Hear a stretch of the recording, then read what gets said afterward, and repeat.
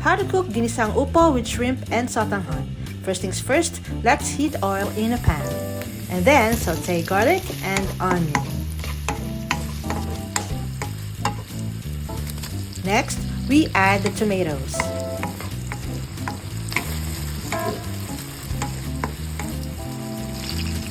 Next, add the shrimps. Here I used frozen shrimps.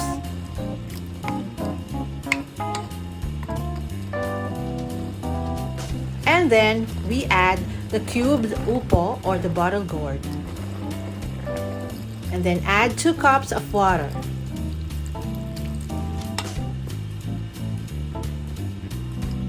We cover and cook for 8 to 10 minutes. Afterwards, we add the sotanghon.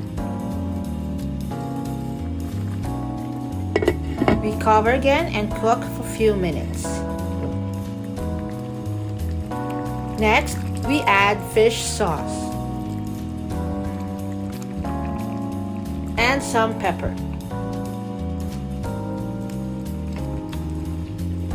We cover it again and cook for a few more minutes. And we're done. Just drizzle with some spring onions upon serving.